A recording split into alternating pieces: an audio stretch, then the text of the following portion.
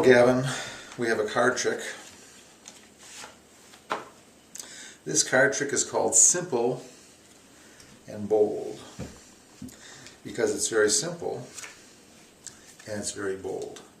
The way this works, Gavin, is you go to the dollar store, buy 4 decks of cards. Out of each deck, you take the same card and then you put those 4 cards that are identical on the top of this deck of cards. And then when you're all ready to go, the first thing you do is you give yourself 4 cards. Well, guess which cards you gave yourself. In this case, I took out the 5 of hearts from each of 4 different decks. And now it's very easy to move this 5 of hearts around and give people the impression that we can totally control the 5 of hearts. For example, I can put it on the bottom, and then when I wave my hand over the top, of course the 5 of hearts will come right back up to the top. We can put the 5 of hearts in the middle of the deck if we want to. Same idea. Wave your hand over the top. You can bring that 5 of hearts right to the top of the deck. If you want to, you can move the 5 of hearts off to the side. Same deal. Show the 5 of hearts. Put it on the bottom of the deck.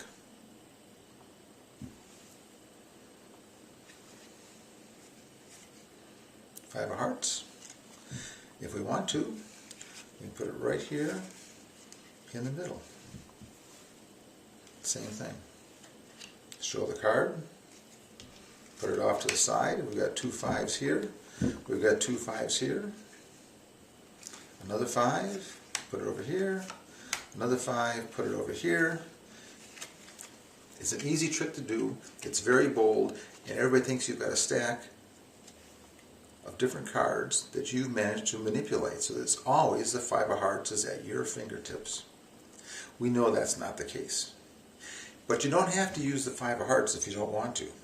For example, if you think that you're better off using, say, the 6 of clubs, go ahead and use the 6 of clubs. Same kind of stuff. You can put the 6 of clubs right there in the middle of the deck. If you want to, you could just as easily put the 6 of clubs on the bottom of the deck. Or if you wanted to, you could put the 6 of clubs off to the side of the deck. 6 of clubs, put it on the bottom. We've got 1 over there already. We've got 2,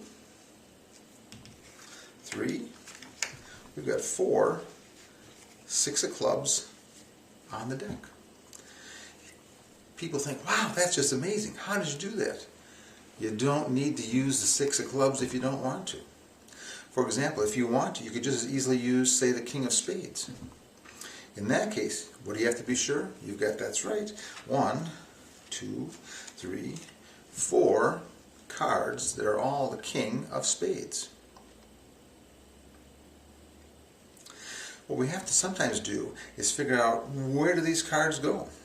Well, for example, let's take the top card and the next card, and let's put both these cards on the bottom if we want to. Give the deck a quick shuffle. And then what we're going to do is line the cards up on the table. For example, the top card is going to be our king of spades. The second card, we're going to put right there, that's also a king of spades. And our third card, which we're going to put right there, is going to be a king of spades. And the fourth card, which is going to go right there, is the king of spades. So we've got 1 king, 2, 3, we've got 4 kings. Now for this next part of the trick, we don't need to use the 4 kings. We don't need to use the first one. We don't need to use the second one. We don't need to use the third one. But we do need to use the fourth one. As a matter of fact, that fourth card, we are going to turn it upside down so it's easy to keep track of in this deck. It's the same thing. Make the magic motion. We've got 1, 2, 3, 4 cards. Let's try this again. 1, 2, 3, 4. You see the back of every card and the face of every card is the wrong way. Let's try it one more time. 1, 2, 3, and there he is. He's face up. Let's turn him face down and see if we've got all our kings here. 1, 2, 3, 4 kings. And Gavin, there's your trick for the day.